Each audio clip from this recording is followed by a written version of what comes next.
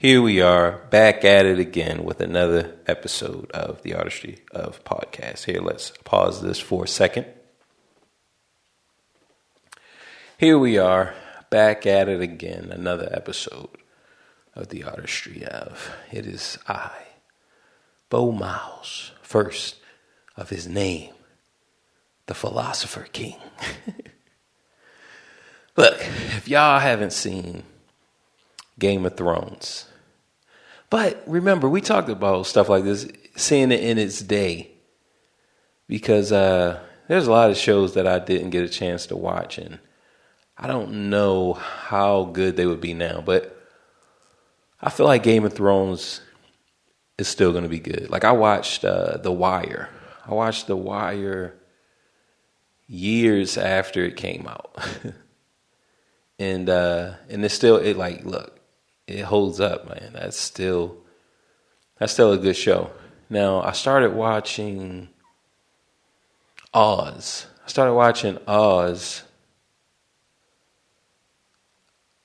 Years later, right? So I watched it when it first was out for a little bit because we had cable. But then we didn't have cable anymore. I forgot at some point, right? We didn't have cable. And so I stopped watching it, but I'm not sure what season Oz is in. I used to watch it all the time. This is like back when I was in high school. This is like 97, 98. So yeah, like 97, 98. And I remember working, because I worked at Checkers, we used to always talk about Oz. And like, oh man, like so at some point, right, the cable stopped and I couldn't watch it. Or what was the show? The Shield. I used to watch that, right? So most shows, eventually they hit some type of cheesy, corny phase, and then it's like, you don't want to watch it anymore. But I think Game of Thrones will hold up, right? Now, I believe the last few seasons,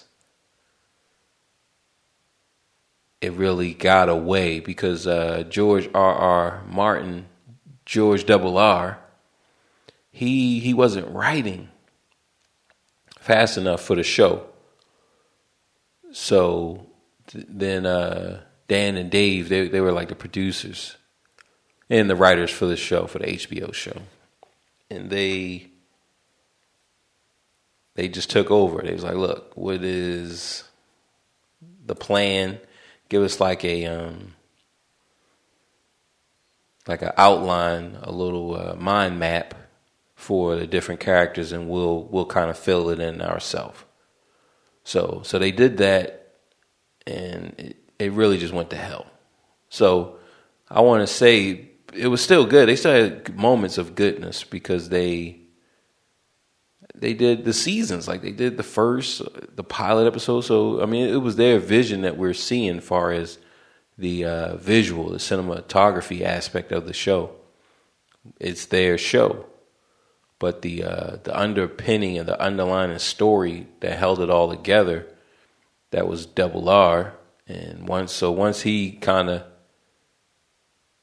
was out of it, then that's when I feel like the show started to be like, oh, man, right? So they could have did better, but they were trying to get out early anyway so that they could, because here they have a deal with Double R, and, you know, people are greedy. People are greedy. They really are. Like I can't even say they, like, yo, we really are. Like, I'm greedy too.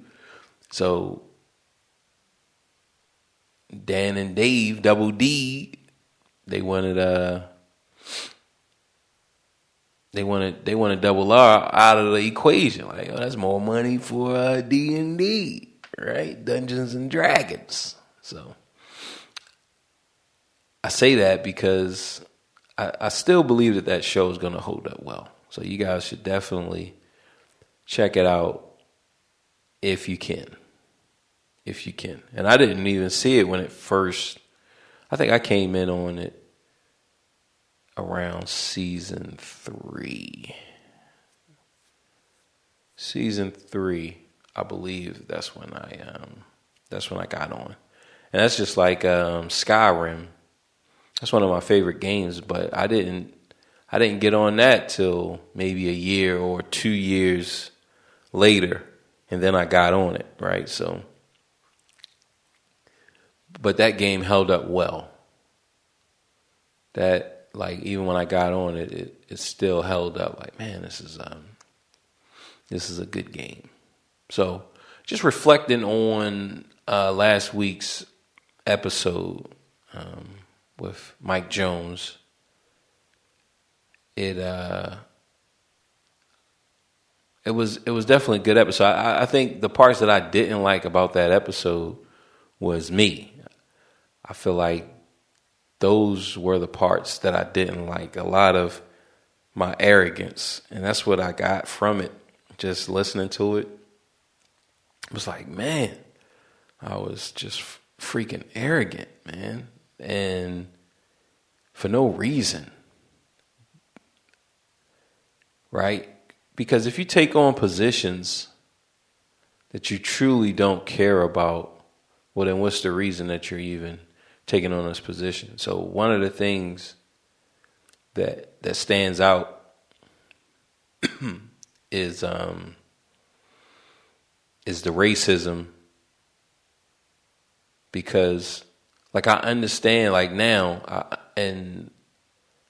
I really just feel like it was I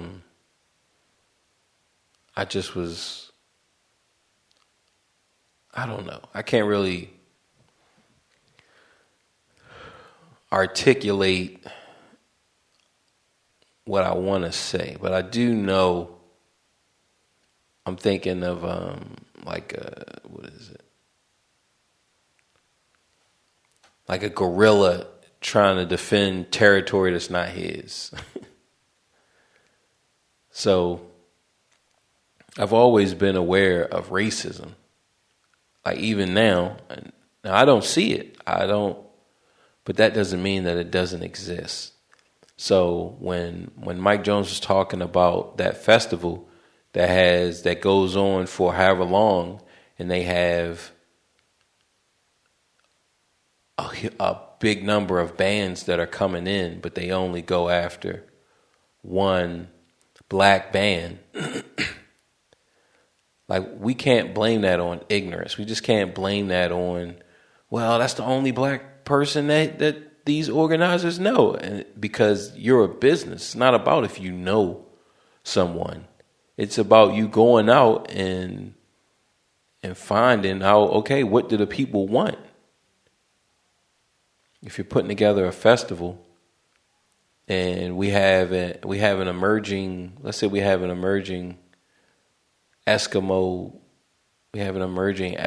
population coming into whatever neighborhood you live in, unless you're in Alaska. So they're emerging and they have a scene. There's a whole bunch of them, and we have this festival. All right, if I don't know, okay, if I work with one or two, and I ask those one or two, hey, point me in the right direction. And let's say they say, well, I don't know, but my cousin, he knows. Oh, I ask your cousin. And so then eventually his cousin tells us that whatever band, Sticky Paint, they play, right? Oh man, who else, right? So let's kind of focus in and let's get an idea for the Gambit, man. So let's identify 20 or 30 different groups, and then let's start to build a relationship. Let's have a relationship with them. And it's not that we want them to replace, because we got jazz bands, we got rock bands, we got black, white, brown, Asian, we got all the bands, right? So, but now we have this new one.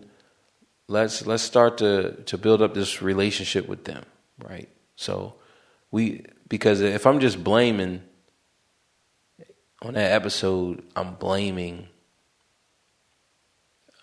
ignorance and inner circle. And that's fugazi. Okay, like nah, that's not real. And I think anyone can see that. Anyone can see that.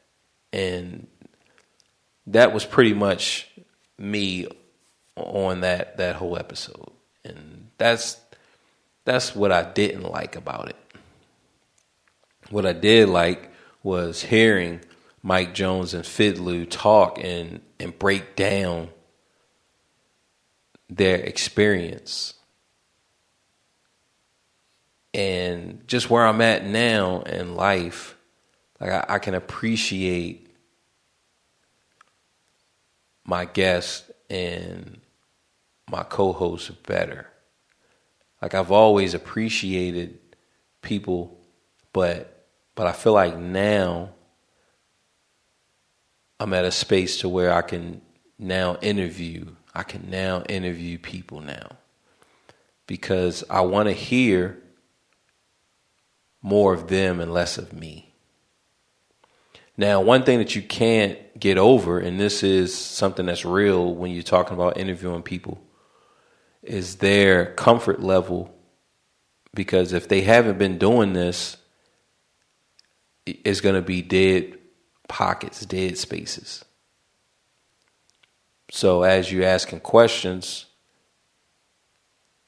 if a person, because I think of the Louis Starr, and I haven't listened to it in a while, but just for what I remember, it was kind of like pulling teeth. But that's not to discredit him.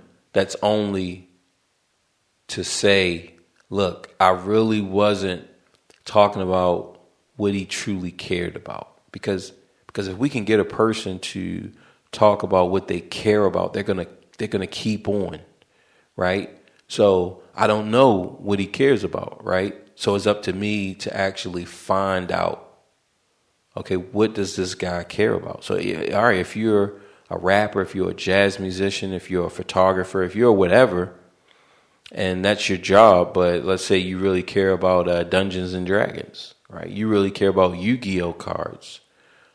Well, we have to find that out in this interview, and we have to talk about that, because that is where the true learning and just a true person is going to really come out. If we can find what the person truly loves, because that person is going to keep talking.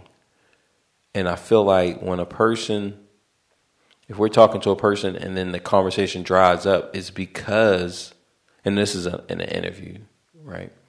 When it's being recorded, because you can talk to a person all day about anything. Like when it's not being recorded, when there are no consequences, you can sit and talk about anything. But once it's recorded and you have that microphone in a person's face, like they're going to get nervous. They're going to, their mind, things are going to escape their mind. They're going to forget different things. So you have that as well. So I feel like I let all of my guests down because I didn't find out, and I didn't go looking to find out what they truly cared about, what they truly wanted to talk about. Even if our subject doesn't know themselves, like when they come on the show, they don't know what they look. I know I'm promoting this album, right? But man, I really care about video editing, or I really care about drawing. If we can get them to talk about video editing, or we can get them to talk about drawing, like they're going to keep talking. It's going to be endless, right? So I was listening to the Godfrey podcast, and he had Sarah J on. This was maybe the episode before last, and then his latest episode as of today, he had Crazy Legs. So Sarah J is a porn star, for those of you who don't know. And Crazy Legs is a dancer. And in both of those episodes in the beginning, I feel like it was a lot of talking over each other. So in the Sarah J episode, it was a lot of talking over. And then we got into a groove to where it was like boom. But I understand that they don't have a lot of time, right? That episode really should have been a 2-hour, 3-hour episode. So you're rushed. You feel rushed as a host. And now you're rushed as a guest because, at that level, everybody always pretend they got something to do. Man, y'all don't got nothing to do, man. Y'all don't have nothing to do. Man, I'm so busy. I got to get to this lunch and do what? Like, yo, go on, man. You can skip a lunch. I mean, an hour, another hour. Oh, we gotta hurry up and get to the airport, to the flight, and we gotta look. If you're trying to make traffic, right, and so now you gotta zoom and run after this interview, like, yo, let's go ahead and reschedule because, like, me personally, I don't want to be rushed. Now, they did get into a groove, like I said, towards, I want to say after the 25% mark, 30% mark, they got into a good groove. And this is the Sarah J episode. They got into a really good groove and boom. So that 25%, it was just them kind of feeling out, like everybody feeling out where they are and who they are. But I feel like Sarah J, she was ready to talk. Like, she's been in the game far as interviews. She's been in that game for a while, right? As opposed to if you just got a new I was about to say subject, but guest.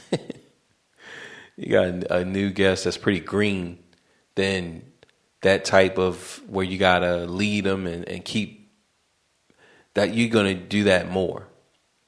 But like I said, I mean, she's been in the game for a long time.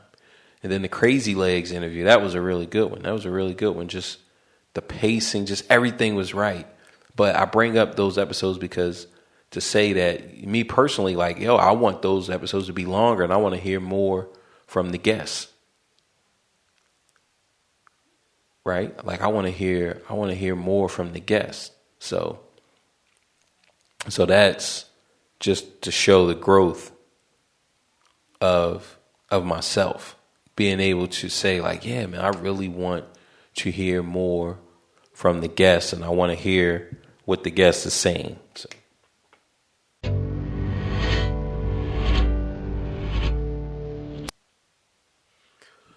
So that's where we are, right? With that aspect of things. I really enjoyed my episode with Mike Jones and Fidlou and just listening to them. And I wanted to just hear them more, right? So I think that's a good first step towards having guests and being ready to interview guests, is wanting to hear them and making sure that what they have to say is the highlight, which I feel like I've always cared about that. But when I was first starting off, I'm real concerned about my presentation. Okay, all right, I have to make sure that I'm this, I have to make sure that I'm that. So then that's going to take away and cause some of that focus not to be on the guests, right? But now I'm at a point where it's like, all right, I know me. I feel comfortable with what I'm doing. So now let's really bring the guests and really elevate the guests. So I really feel like eventually I'm going to interview people, right? I'm going to start getting guests on the show again. I don't know when. I don't know what guest is going to be. Like I don't know any of that, but I do know that I'm going to start having guests on the podcast. Now, what I want live guests. So there, I need a space. I need a space to conduct these interviews. So I'm just gonna look and see what is available, because we have a bunch of people down in the Carolinas who want to kind of spread their brand. They want to get their message out, and it's so many different markets and fields. Like, this is a good place for people. They're gonna have people just doing all types of stuff. So I'm definitely going to just start to bring all of that together and get them on the show and get different people so that we can highlight and just get the word out to these different people. And get it out to where everybody knows, like, okay, man, this is what's going on. This guy has a clothing line. This guy has this. This guy has that. So yeah, that's definitely going to be coming in the near future, right? But first, I have to get a space to figure that out, and that's not going to be hard. I mean, somewhere in Charlotte for a few hours. It shouldn't really be a problem. Now, if you guys have any questions or comments, I'm going to here is the Google Voice number. So you can just call this number or text it, either one, right? So it's 304-410-0363. That's 304-410-0363. Okay, and any comments, any questions, any whatever, hit that number, leave a message, leave a voice message or text, right? So that was crazy. Voice messages, just how that just flowed together. It's like a buzzing of the tongue. Voice message, a message, just that. Like, man, it was really weird. But that's that. Let's go ahead and jump right into it. Let me introduce you to Bo Miles, a unique and likable guy. Everyday life, friends and family makes up the artist's dream.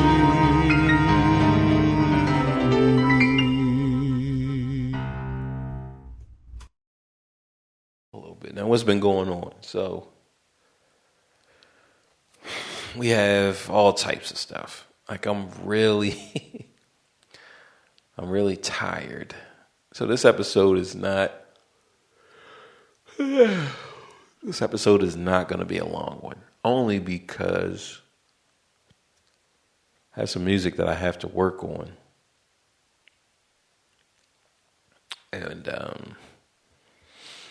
I want to have that up, and I want to have that stuff up and uploaded today, right? I believe that setting goals, they're good as long as they're realistic goals. So always set realistic goals for yourself. I feel like that's always a good thing.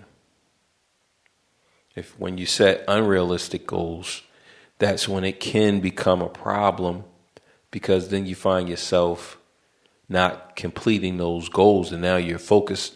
When you think about things, you'll think, oh, I don't complete things. And that'll be the narrative. And the thing is, what we tell ourselves, what we focus on starts to become our reality. Now, I learned this at a very young age with video games. There was a school of thought floating around that, you want to complete these games, these video games. You don't want to get into a habit of never completing games. You just never complete them. You're just always moving on to the next game, and you just never completing these games, right? But that says a lot. That says something too. I don't really believe that is a bad thing, but compared to other things, like if you're moving and you're building up this track record, and especially if you tell yourself, man, I'm never completing these games. I'm never completing anything that I start. Well, are you completing your breakfast, lunch, or dinner? I mean, are you just never completing anything?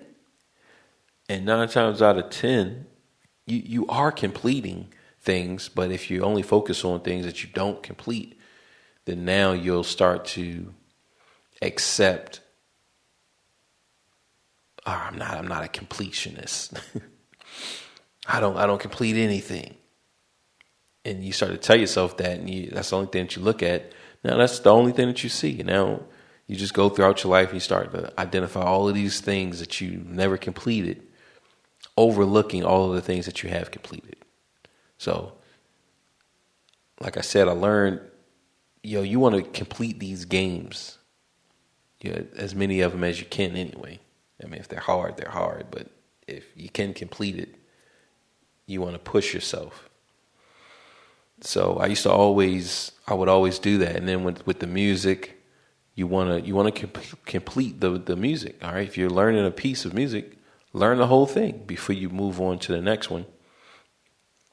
That way you just build up a repertoire, and I mean, you're ready to go. So I say that because I have to look at my trajectory. Okay, where am I going? We have to be focused, because I've been playing chess, and I've been playing chess for a long time. That's where my name, Patzer, which in the chess it's like a Potzer. He's a Potzer. But for gaming, I just use Patzer because that's the way it's spelled. And look, I'm not some diva. No, I'm correcting. Hey, coming up next, using Eddie Gordo is Patzer. No, it's Pot. Nah. Nah, man. That's so cringy. That's cringy. So for gaming, it is Patzer, right? But I get that from chess, and I've been playing for a long, long time. And one of the things that I'm learning now I'm trying to focus on my flaws.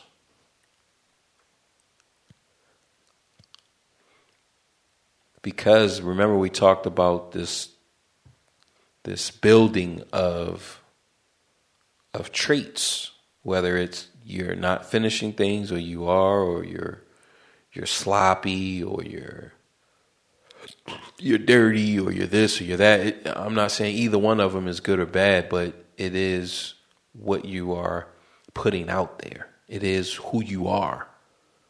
So I have to look, all right, how can we see ourselves? Because without a mirror, you would never see yourself. You wouldn't know what you look like. You wouldn't know if you look like your kid, your mom or your dad, like you just wouldn't know, right? Someone else would look at you and they would say, "Oh, you look just like him."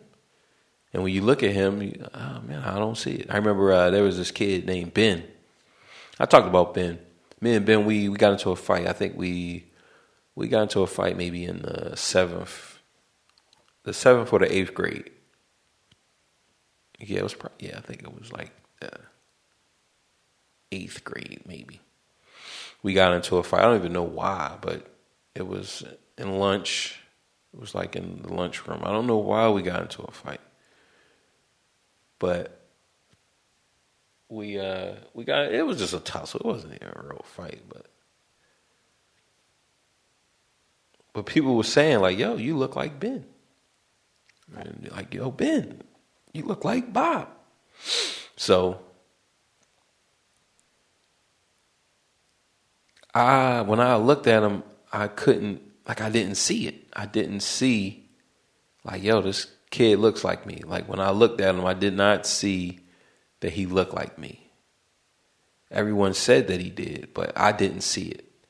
And I remember one time when I was walking and I saw the reflection in the car. So as like a car is going by, or maybe I'm walking by and you can see like the reflection in the car mirror or whatever. And the window, not the mirror. Like, you know how it gleams and beams off. So that was the first time that I could see that I looked like him. Like, yo, man, that's crazy. But people, and there's an actor that people say that I look like. And I remember, like, the first time that I saw this person was in the movie New Jersey Drive. And before I even saw it, people were like, yo, y'all look alike. Like, yo, y'all look just alike. But when I saw the movie, I was like, I don't see it. I don't see how we look alike, right? But at some point, like, I could acknowledge that, all right, well, I can't see it. But that just goes to show that we really can't see ourselves. Whether it's the different habits that you establish or the tone, because if you're around it so much, you don't notice it. You don't notice certain things about you that others see because you've been seeing it all your life. This is their first time. They only see it when they see you, so it stands out more. So if we can't see ourselves, so then how can we see ourselves? If we're trying to fix, so if I don't know what's broken, I don't know what's stopping me from achieving the things that I want, how can I find out? Because I can't see those things. So then we need a mirror, right? We need a mirror. All right, if I can't see myself and I want to be more in line with a girl, whatever, but I can't see myself. So I can see, okay, maybe she likes Idris Elba, right? But I don't know if I look like Idris or not. So we talk to her and she says, "Oh yeah, I like this, and this." Now we have to look in the mirror and say, okay, do I have that? Check. Nope. X,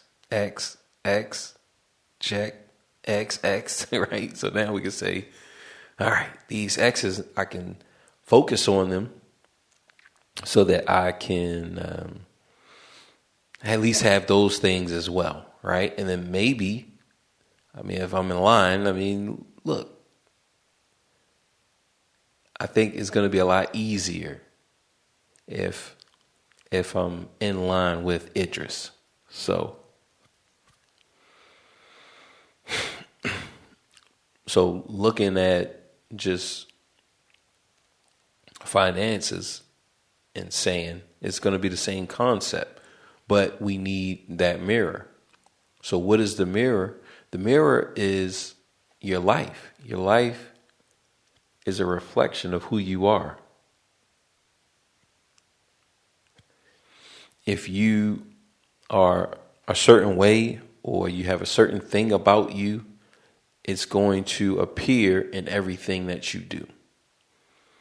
So if you're neat and organized and you play basketball, you're going to be neat and organized in basketball. You're going to be neat and organized in all of the things that you do, because that's who you are. Now let's say you're chaotic. You just like everything around. You want everything out on the board, and then you look and start to pick and choose. Now that you have a great selection of things, well, then that's going to show in your basketball. That's going to show in your painting. That's going to show in no matter what it is that you do. So like I said, I've been playing chess pretty much since I was like maybe 15, 16. My cousin taught me. So from that point on, now I've been picking it back up again. And I have to look at myself. All right, where am I lacking? What do I really need to focus on? Because as I play chess like I play life. And one of the things that I'm seeing is I'm too relaxed in my position. I'm too relaxed. Now, this isn't to say that everybody needs to be on edge. I'm not telling you that you need to be on edge, that you need to be stressed out. You need to worry. No. I'm not saying that for you. But for me, like I do. Like I really need to look at the position and take the time to find my opponent's strategy, his long-term strategy, and the short-term tactics that's going to help him achieve his long-term plan. I need to look at that so that in this way, when I make my plans, it is now based off of me stopping his plan. Now, I'm not doing that. What I'm doing is I'm looking at the position, and I'm looking at the board, and I'm trying to set up my plan, right? I'm trying to set my plan up. Okay, this is my plan. I'm going to do this, this, this. I should follow that plan all the way to checkmate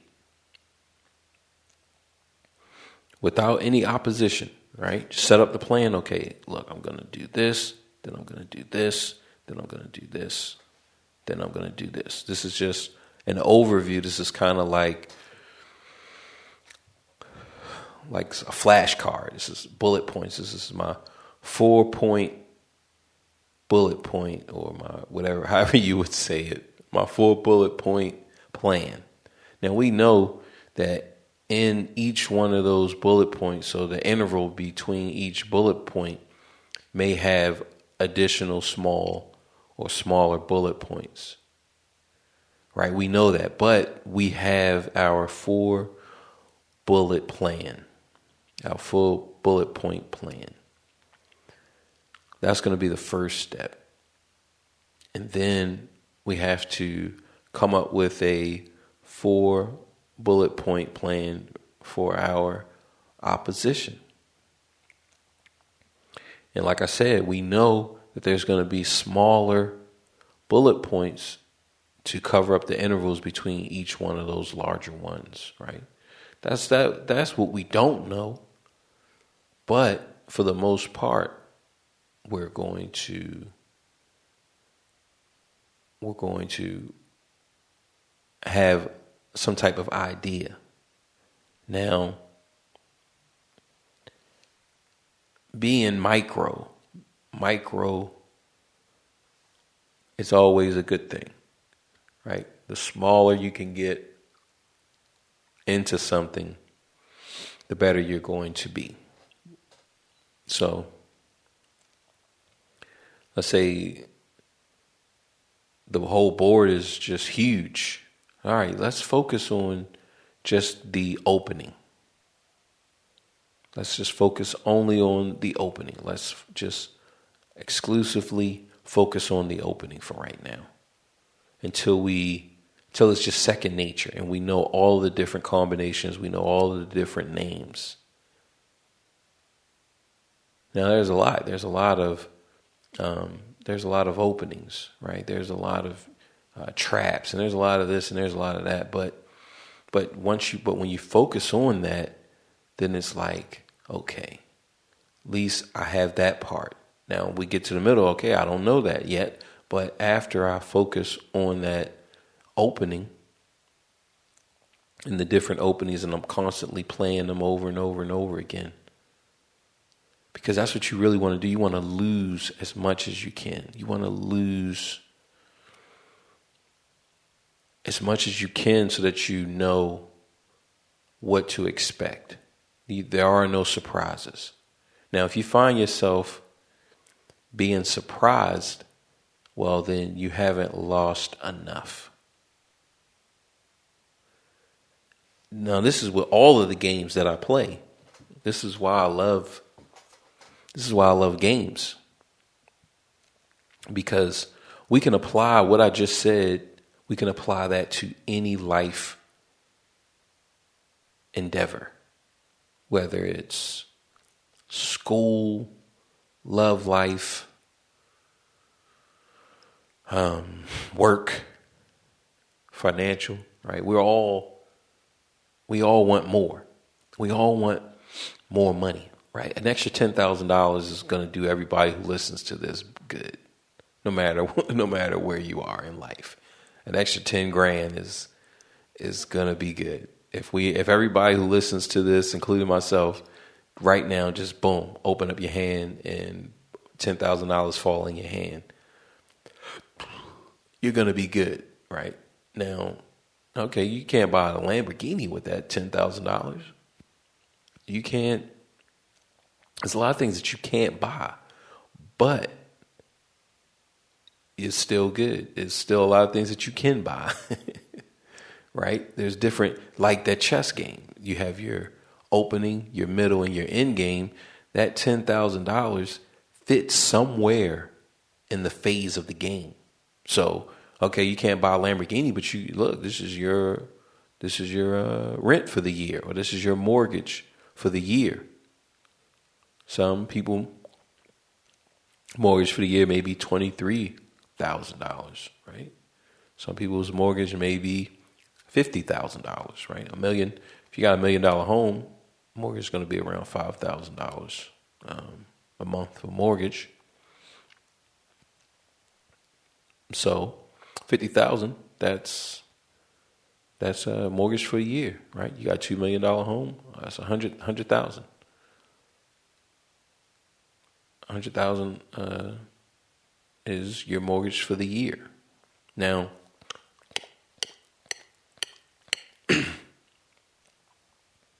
that 10 is going, look, that's your food for the year. My throat. I do have a water, I want to say. Yeah, here it is. Let's go ahead and use that pause. You know I love using this sound, you know. You got to use it whenever you can.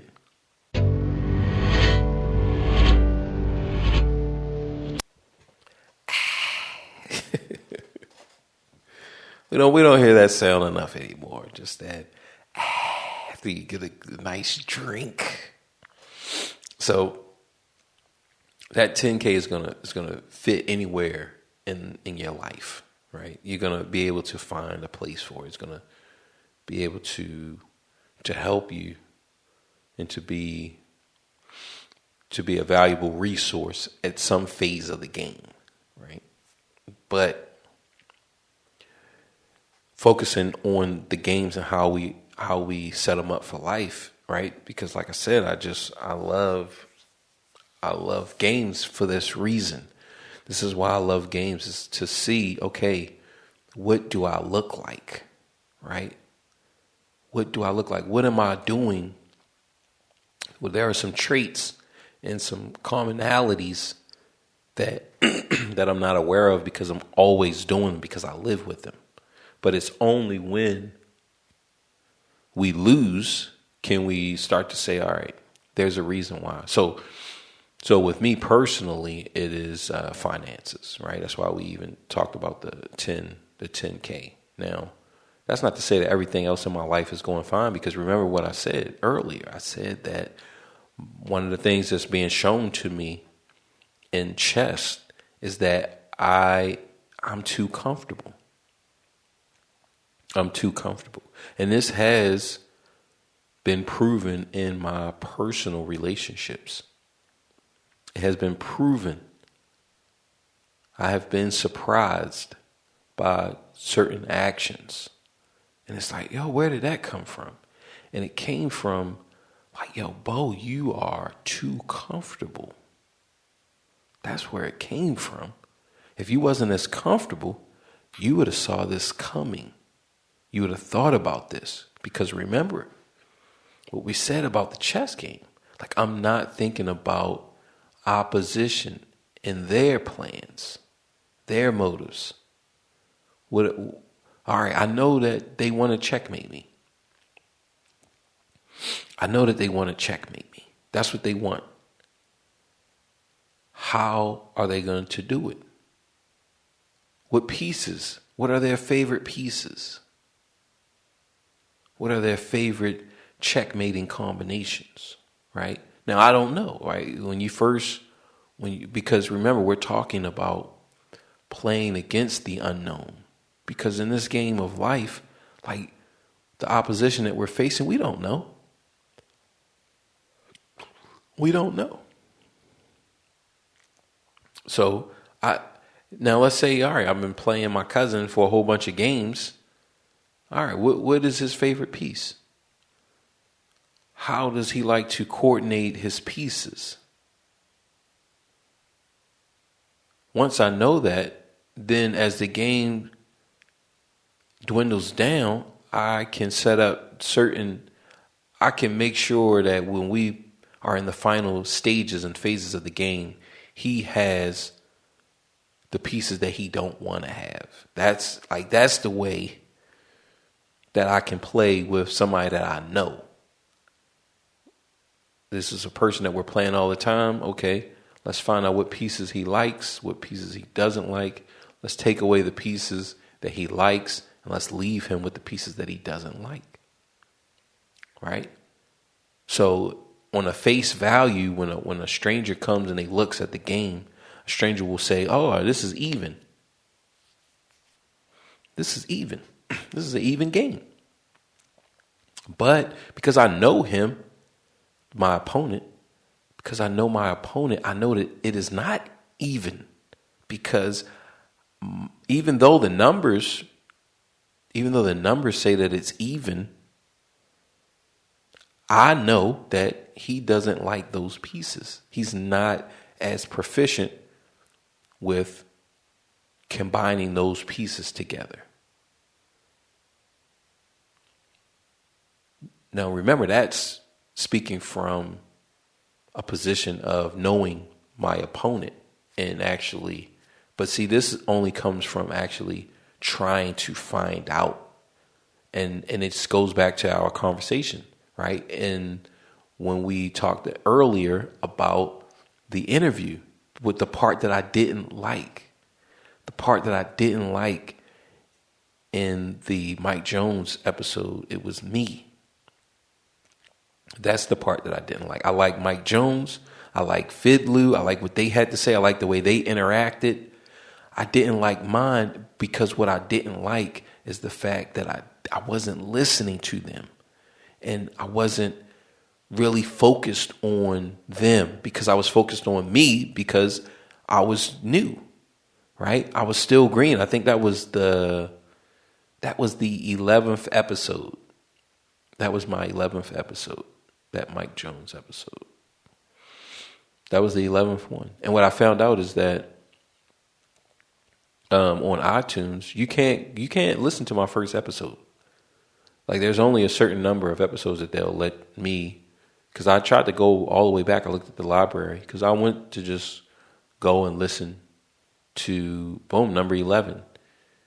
And when I got to number 1, like I want to say that it stopped around maybe 14 or something. I couldn't go beyond 14.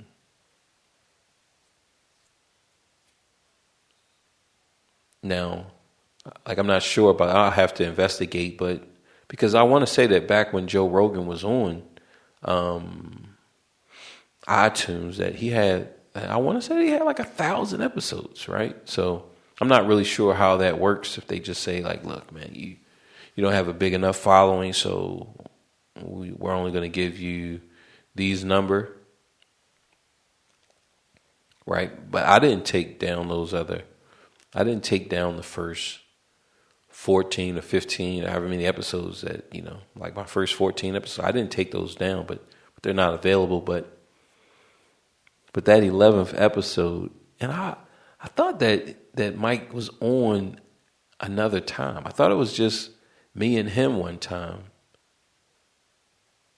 but I guess not. Like, I'm gonna have to look and search through. And if he is on there another episode, I'm going to play that episode as well. Because it was really good to hear his voice. Just to hear his voice, and he was just in high spirits, and just to relive that time. It was really good. And I think I cried a couple times while listening to it. Right? Just knowing that, that we'll never have that moment again. But I guess, that is the beauty in these different relationships as we interact with people. Who knows when will be the last time, right?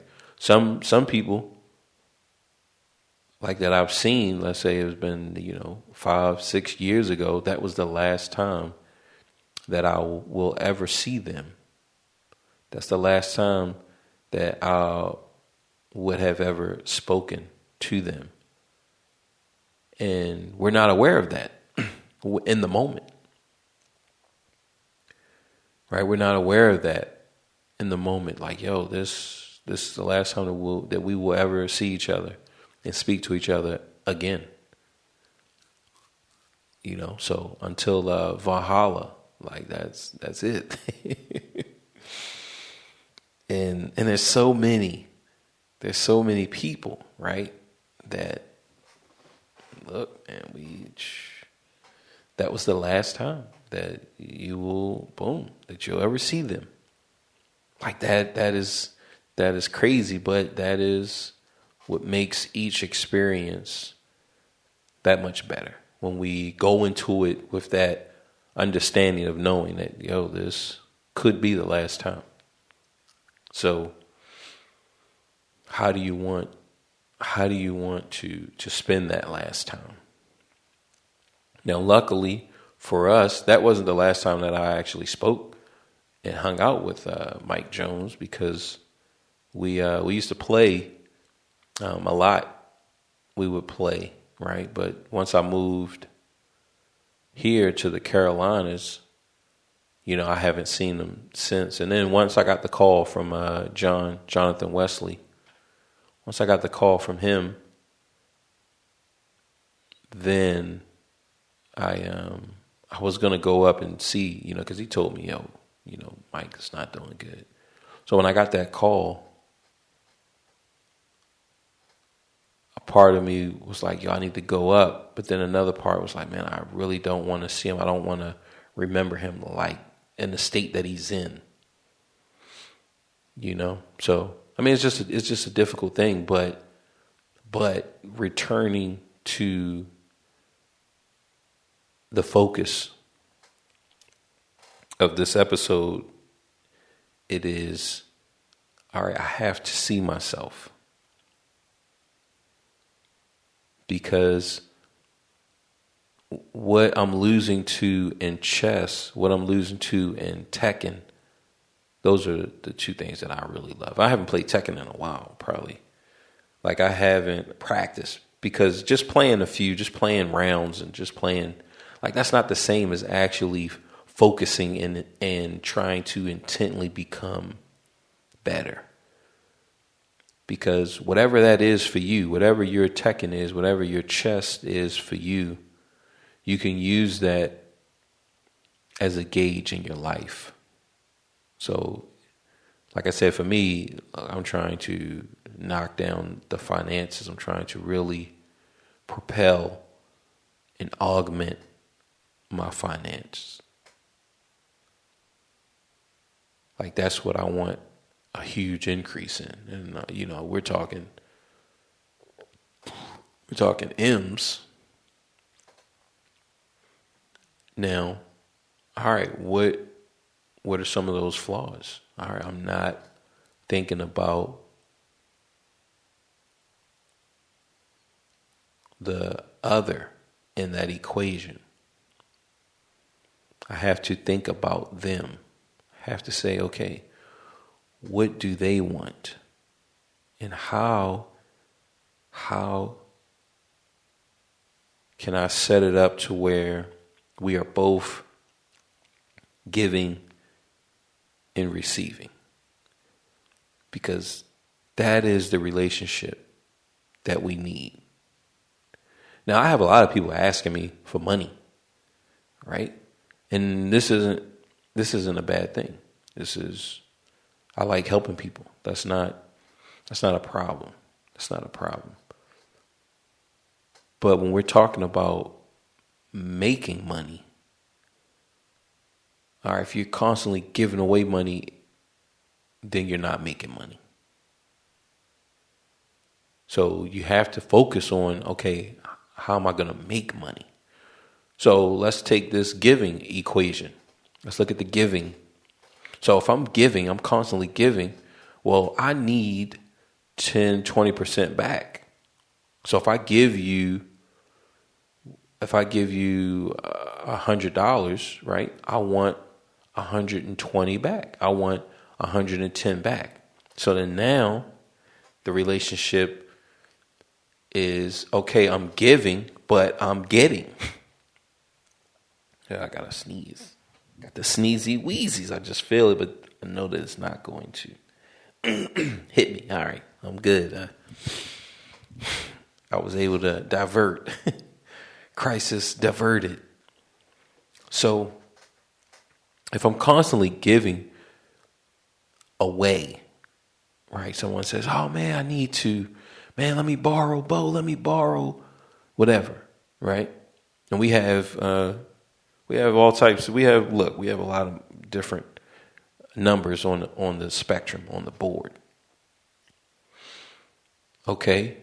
Now we know how this works. We don't have to reinvent the wheel. We don't have to reinvent the wheel. If people are asking you for money, remember, because we're talking about making money. Like, I just give strangers money, but we're talking about making money. So if people are asking you for money, it needs to be a borrow. Okay? They need to borrow the money. And like I said, there's no need to reinvent the wheel. So when you borrow the money, there needs to be an interest.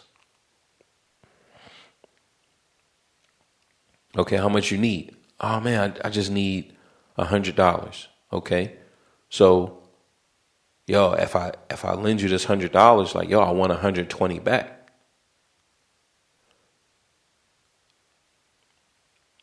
Now that conversation, look, that conversation, it may be a hard conversation for you the first time you do it. You might feel like, man, I don't want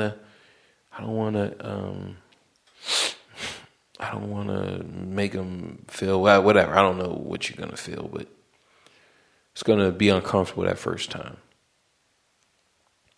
But remember, we're in the business of making money. Like, there's just no other way around it. Look, we're in the business of making money. So even when we give money away, how are we making money? There's no need to reinvent the wheel. So the banks, they look, it's already proven. The wheel's already been created. We want interest. So if I give away money, I want interest. 20%, 10%, 15%, whatever. It doesn't matter what you feel, whatever you feel comfortable with charging.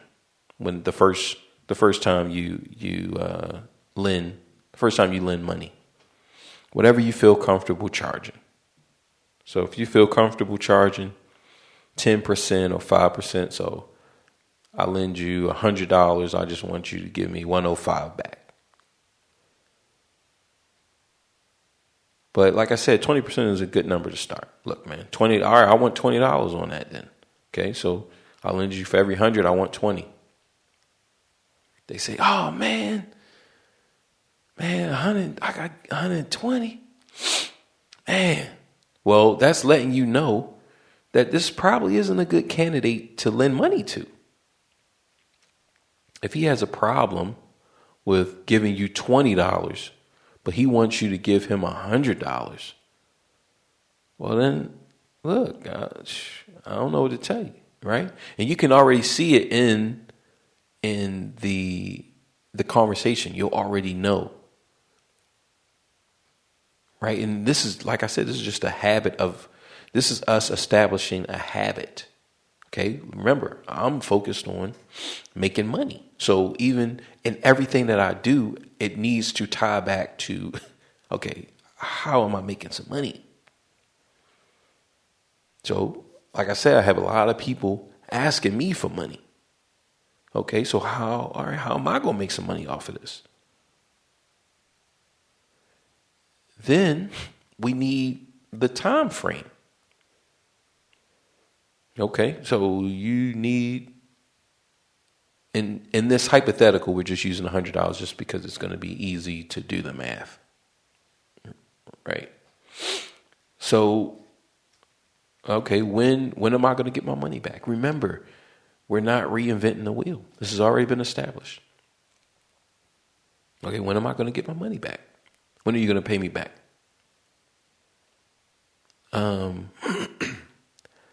Man, I'll pay you back in a month. Okay, you're going to pay me back in a month. Now, let's look at that. So I lend out $100 in a month. I'm going to make $20 off of that. Okay, like, yo, that's good. Like, all right, that's doable. We can do that. Now, I really don't want to be looking for you. I don't want to track you down. I got to figure out where you are. I got to call you or text you 11 times. No, I don't want to do all of that. Wow. So what type of guarantee can you give me on my investment? Because that's what this is. What type of guarantee can you give me?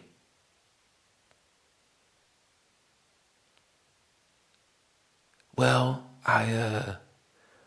look, man, I'm not gonna forget you. I'm not gonna this. I hear that, but man, you might you might be in a situation a month from now. It might be even worse.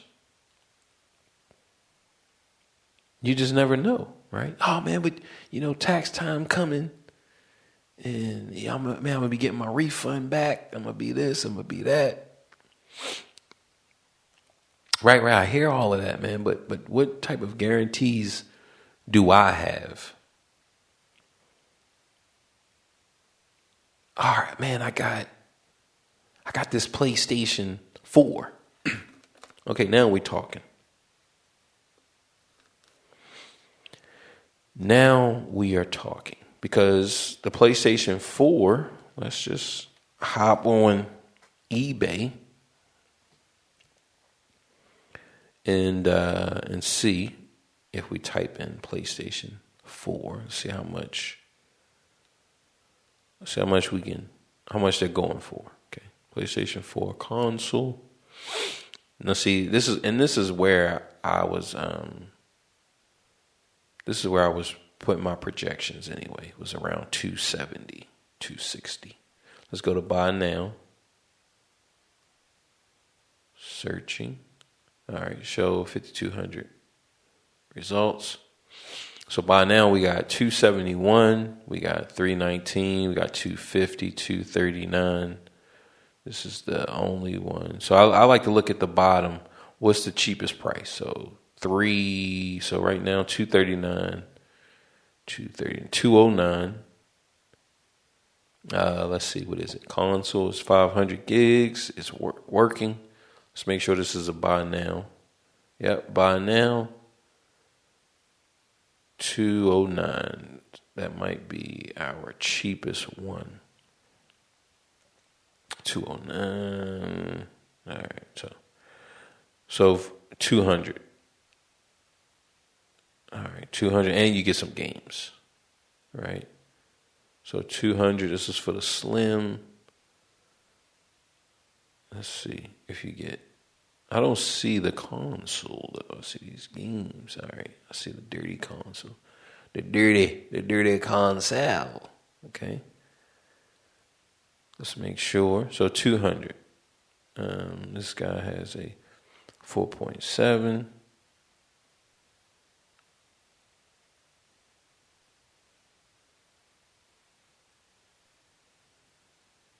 All right, so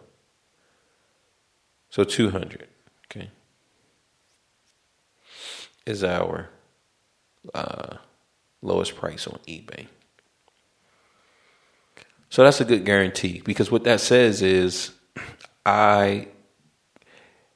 if you don't pay me back my money in the time agreed on, then I can just use this PS4 to try to get my money back and to make profit. Now eBay is going to say 200 is on eBay.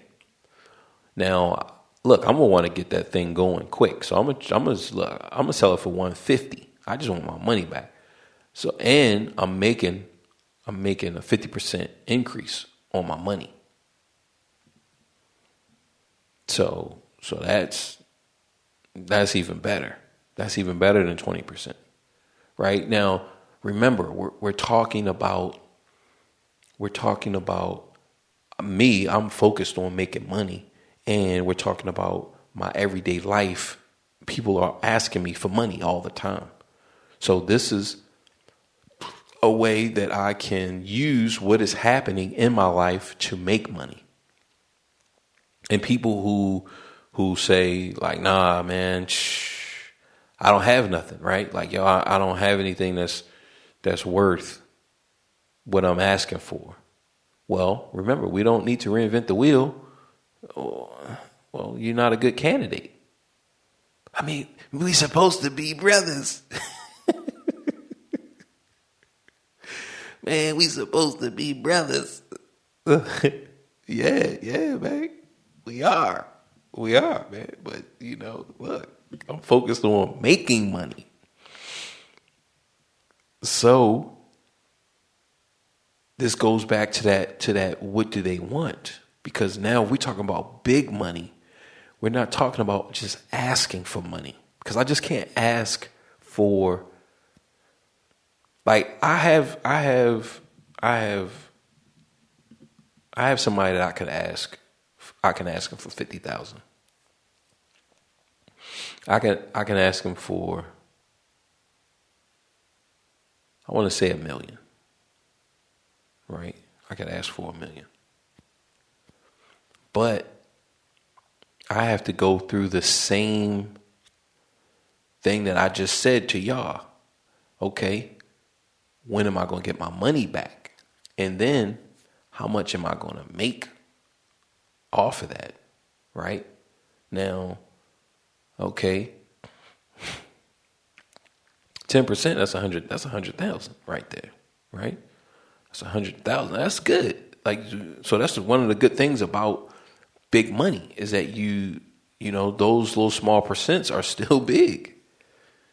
Now, like we said with the other guy, or with our hypothetical borrower, I don't have anything worth $1 million. Like, how can I guarantee this $1 million? Can I guarantee it? Right? Can I guarantee the $1 million? What do I have that this person can take and sell and make and at least get their money back? Right? Worst case scenario, like, yo, man, we supposed to be brothers. At least get me 900,000. Okay. So if I lend you $100, if I lend you $100, at least get me at least get me 90. So I'm losing 10. All right, I'm losing $10. We brothers. Okay, we brothers. Like, I'll be able to make that up. Okay, so then, all right, how far down can I go? Right, I can lose the $100. Right, so if I lend you 100, I can lose 100. Right, I can lose 100% of that. I can lose 100%. But if I'm always losing 100%, then I'm not making, right? And remember that we started this with saying, all right, we want to focus on making, right? We're personal now. We're personalizing to me. We're focused on making. So if I'm constantly taking on these deals where I'm losing, well, we're not making, right? So when we go back to my specific problem, I'm not thinking about my opponent, okay? So in order for me to fix this problem that I'm having, I have to focus on giving value. I have to focus on giving value. Like, the people that come to me asking me for money, if they focused on giving me value, then we're in a good space, right? We're in a good space because they're focused on making me money and themselves, and I'm focused on making money and them. It's a win-win. So we have to focus. If, now I'm just saying that if you are like me and you're focused on, you want more money, you want to have more money, well, then focus on giving value. How can you give value? Like, that should be the focus. How can I give value? So remember, my personal problem is I'm not thinking about my opponent, his wants, his plan. I have to be thinking about that. That's why I'm losing in chess. Because I'm not thinking about that. And I need to be thinking about that. Now, I don't know. Like, I'm not a grandmaster. I'm not playing at the grandmaster level. But for my level, that's one of the things that I'm learning with this YouTube mission.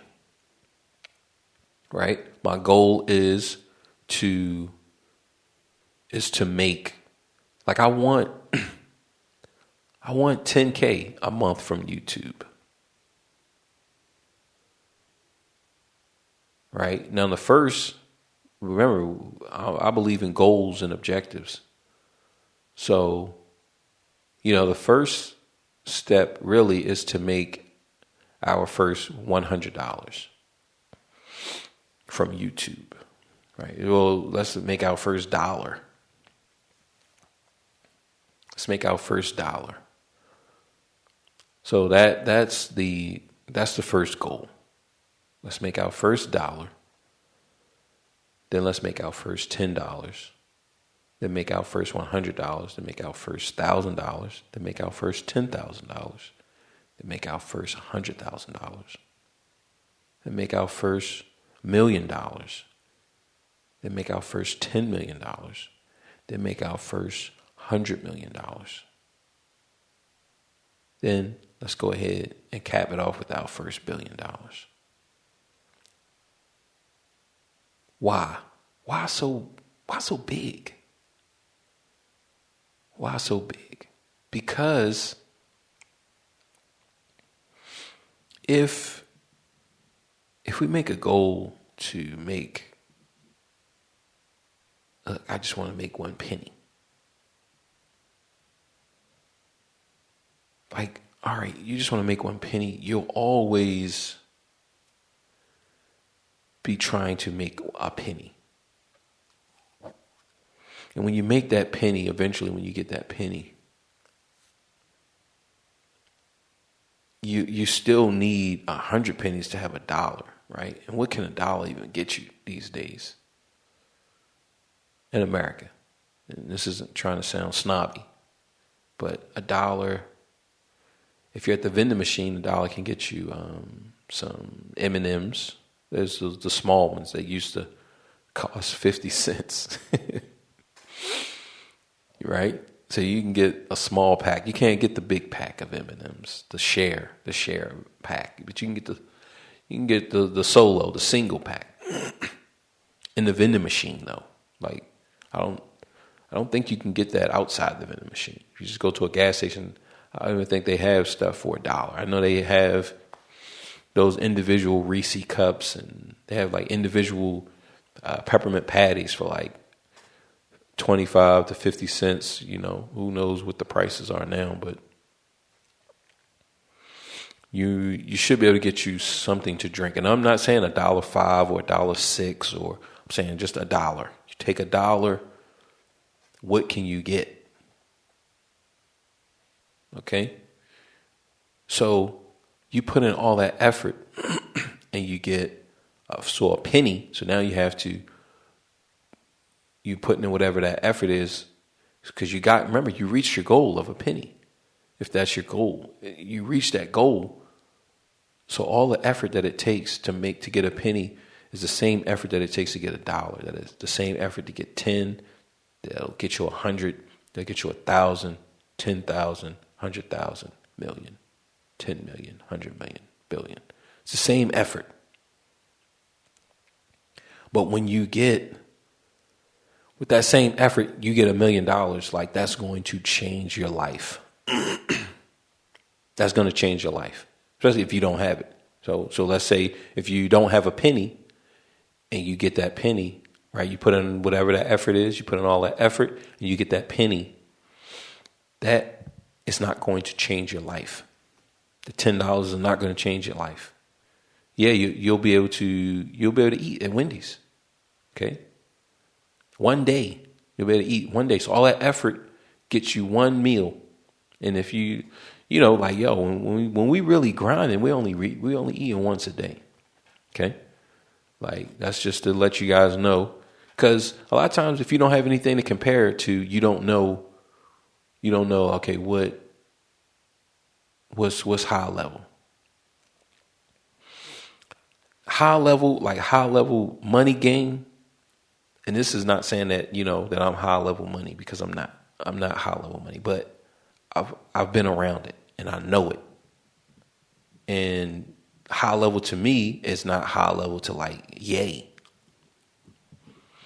And I'm not talking about billionaire Ye. I'm talking about H to the Izzo Ye. You feel me? So like even that Ye, I would say I know that level. I know that H to the Izzo Ye.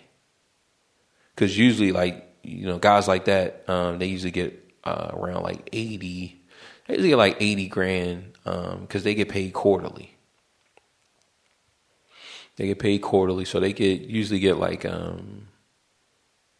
after fees, taxes, and all of that. So they usually get around like 80 grand for their quarterly checks. So that's just one song though, right? So that H to the Izzo, but remember he had hits before that, and he had projects after that. So just working all of those projects, like that money, I would say that's where I'm at, right?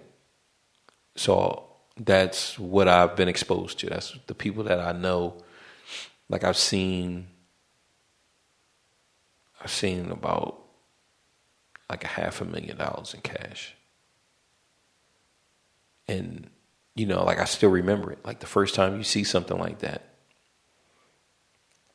it's like, man, that's, and I'm not talking like, I'm working at some Brinks truck. Right? Which I would say that, even those people, they would be inspired, right? You get to see that type of cash flow every day.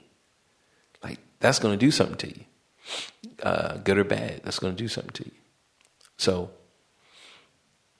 I'm not saying that, I have all this money, because I don't have money. But like I said, I've been around people who are at the top for my bracket, not Ye's bracket, but they're all the same. Like they only sleep maybe an hour. Like they're up all day and night, and they just you get a nap here and there.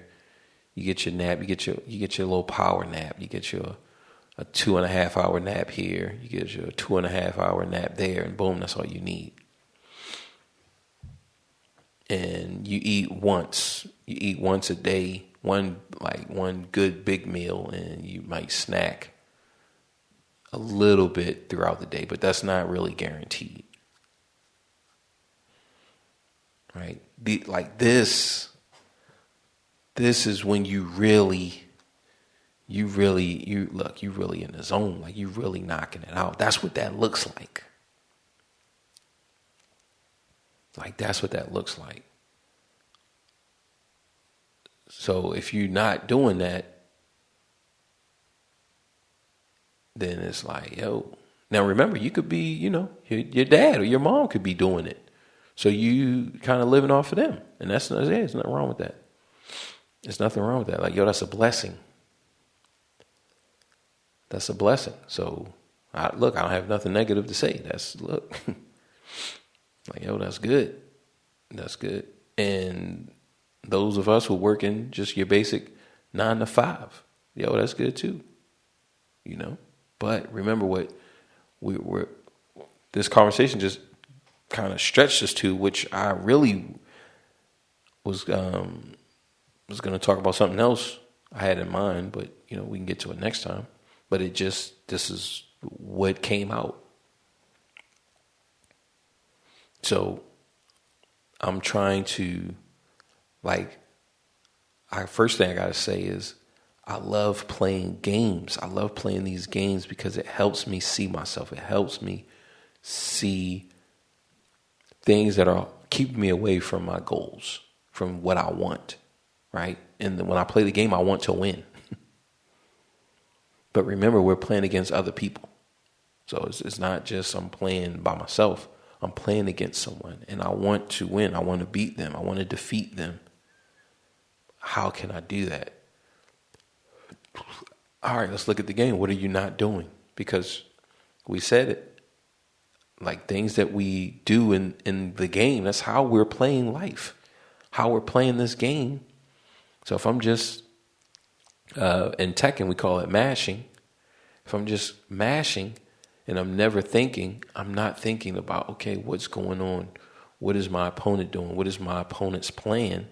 I'm going to constantly find myself losing.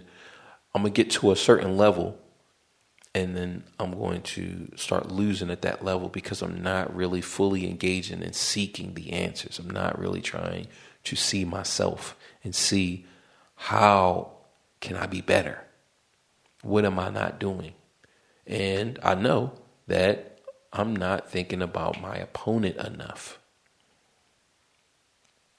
I'm not thinking about my opponent enough. And that's what I need to be. So as in chess is in Tekken, is in life. I need to be thinking about my opponent. So when I'm lending out money, I need to be thinking about the person that I'm lending it to. And I need to set up the board to maximize my win. So if I'm lending money, okay, I need to set up the board. Okay, look, this is what I want. All right, you want 100, I want 20. Is that good? We good with that? Oh yeah, you're right. Because when a person desperate, I mean, they're gonna say anything. Yeah. Okay, now how long? How long will it take? How long do you think? How long do you think it's going to take for you to get my money back? Oh man, no, that's not going to take long. Just 2 weeks. Okay, 2 weeks. All right, 2 weeks. And so in 2 weeks you're gonna have 120. What's your guarantee on that? Like, yo, you let me get something so just in case if something happened and you can't pay me back, I can just sell. I can just sell whatever you about to give me. They need to know that, like, yo, I mean, whatever you're about to give me may be gone. So are they cool with that? Right? Because when you're asking for money, like, yo, you don't have no pressure on you. I got all the pressure. I got all the pressure on me. I got the pressure on me. Like, yo, I mean, I got pressure on me, though. You don't have no pressure on you. You just want me to take all this pressure? Like, nah, that's just, yo, I'm not winning. I'm not winning. Man, we supposed to be brothers. Nah, dog. Like, yo, how many brothers you got? Because I think, look, man, if you got 5 brothers, you probably better off asking me for $20. Right? So we got to set the board up. We got to think about them. Okay, this is what they want. All right, now how can we set the board up in our favor? Right? Oh, man, because what you're going to find out is once you start adding those type of barriers, those type of hurdles, people are going to be like, man, well, nah, it's all right. Okay, all right, man, just, but you're putting it out there that like, yo, man, I'm trying to win. So like I said, the person that I know that would give me $1 million, he's going to lend it to me with these type of stipulations. So if I don't meet these stipulations, well, like, yo, what are we really talking about here? Right? If I need $1 million, it just can't be so that I can just feel comfortable for the next few years. Look, man, I just want to feel comfortable for the next 20, 30 years. Like, nah, man, that's not good for him, right? So I gotta think about other people. How I'm playing chess, how I'm playing Tekken, that's how I'm playing life.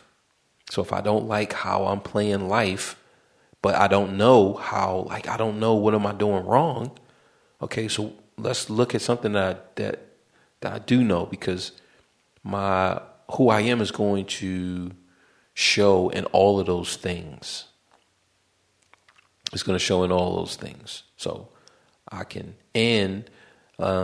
use what I'm doing in life to say, okay, all right, this is what I need to be doing more in the game, right? This is what I need to be doing more. So like YouTube, I have a bunch of channels because like that's just how I am. I like to focus and just be creative in all different type of aspects while I'm in that mode, because there's a point where you are creative, then there's a point of where you have to be promoting. You have to advertise. So it's the creation process. And once you have that creation, now it's time to advertise. And then once you advertise for a little bit, you make whatever profits, then boom, now it's time to create. This is just when you're one person. But when you're a company, we have people creating products, and then we have people advertising. We look at Oreo cookies. So for the longest time, Oreo cookies only had one. There was only one Oreo, right? It was just one Oreo, and then they had the double stuff. So if you have just one cookie, you just have the Oreo cookie. First, you have to create it. Now, you have to get that recipe right, and I freaking love Oreo cookies. Man, I love them. So you get the recipe right. That's going to take you, who knows how long that's going to take? Like, who knows how long it took for them to get that recipe right? Because that Oreo taste is a unique taste. Like even, there are no off-brand Oreo cookies. Not that I haven't come across any. So if you guys know of any, hit up the line. Remember, I said it earlier, and it's going to be in the thing, like in the information in the description. It's going to be there, and I'm going to put it on the YouTube page as well, so that way people can have it. So you know of the off-brand Oreo cookie that tastes exactly like an Oreo, but just has a different name, like Neptune or something. The cookie is called the Neptune cookie, but it tastes just like an Oreo cookie. Like, that recipe is very unique. It is very unique. It is like, other cookies can look like Oreos, but they don't taste like Oreos. So however long it took to get that formula, to get those ingredients just right, however long that took, and to get the process down, okay, boom, this is our process.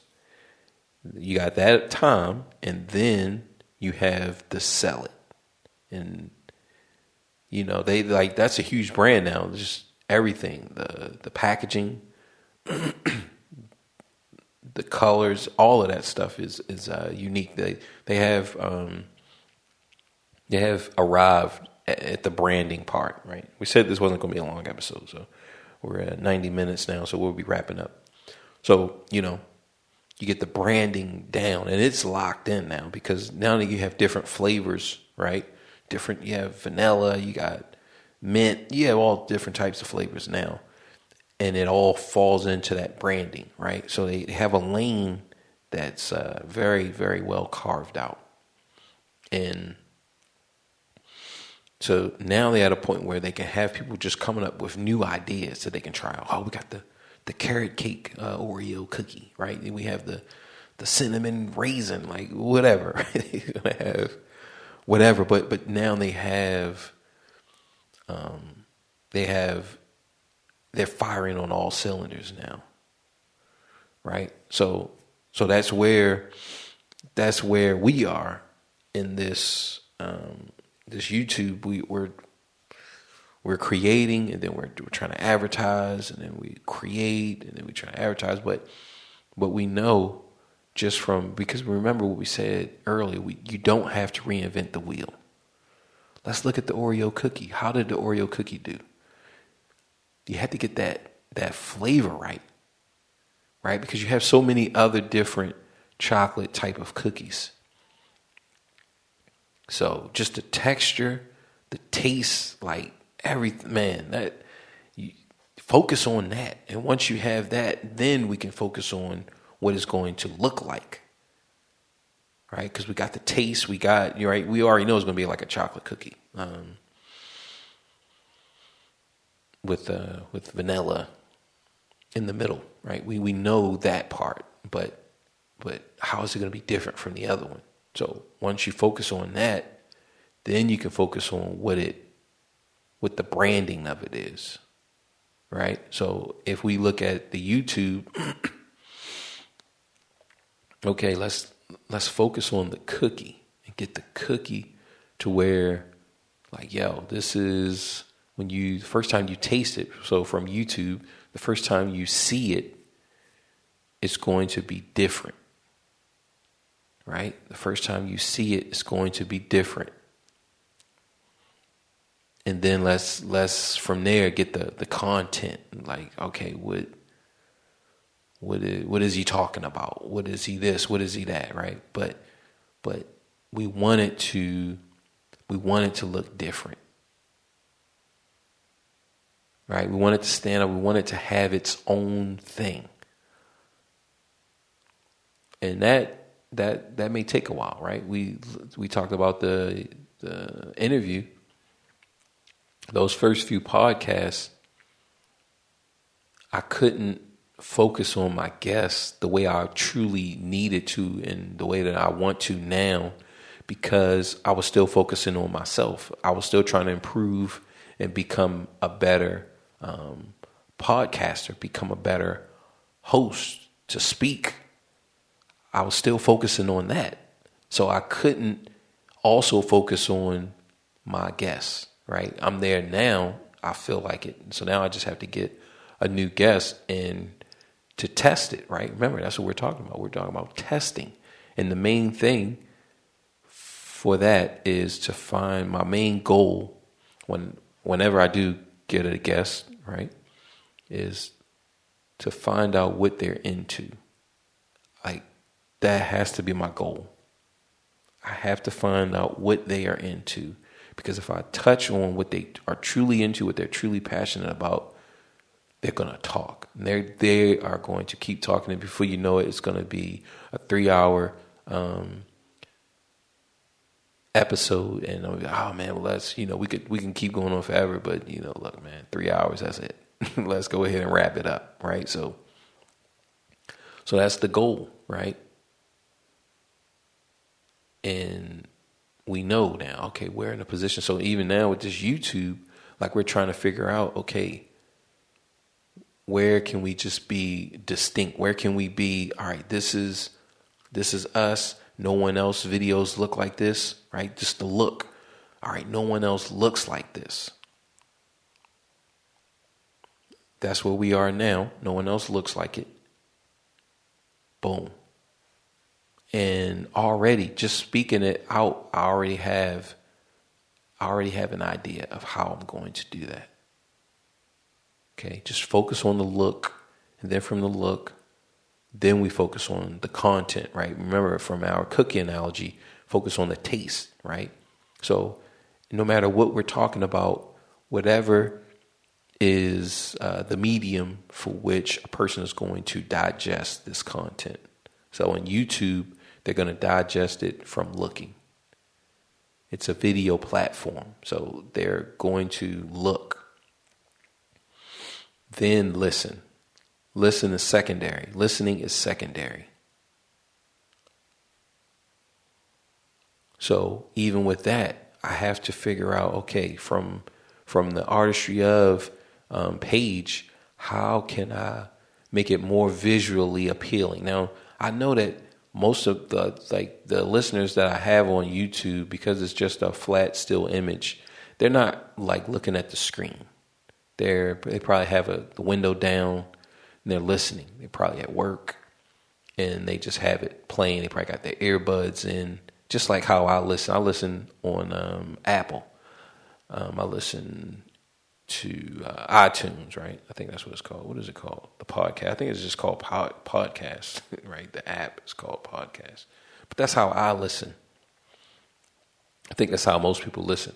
Now, I do have Joe Rogan on Spotify. Now, every now and then, I don't do this all the time, but every now and then, I want to actually see what they are talking about. They might pull up something, oh, this is the Anunnaki, or, oh man, did you see Jamie Foxx's new truck? Oh man, look, I haven't seen it. I want to see what his truck look like, right? So I have to be ready for that. I have to make it more visually appealing on YouTube, because that's the first point of entry. That's the first point of digestion, is visual, right?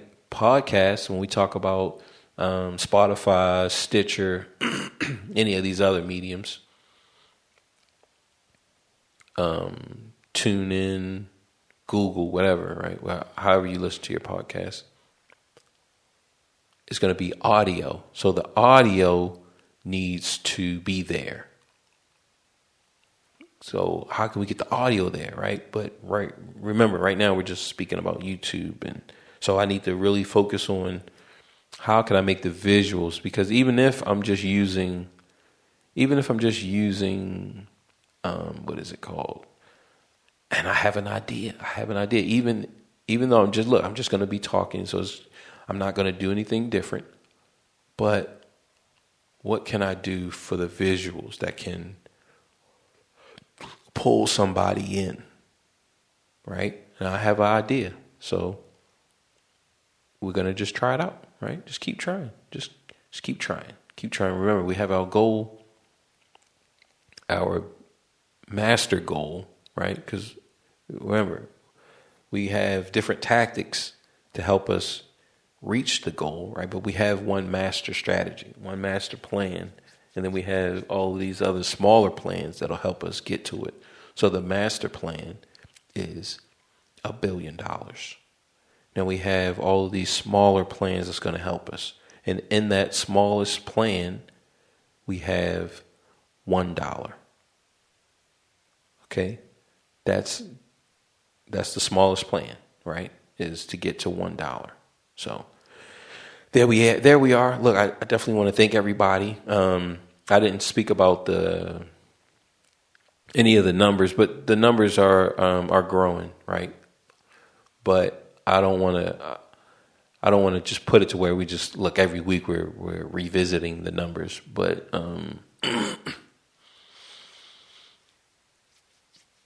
but I'm still focused on growth, right? We didn't speak on the numbers, but look, we're gonna keep going regardless, okay? And I definitely thank you guys. Thank you for allowing me to hang out with you for this time, for this, this 90 minutes, over 90 minutes now. Almost, 100 something, 100 plus minutes. So just thank you. And until next time, Reese's PCC.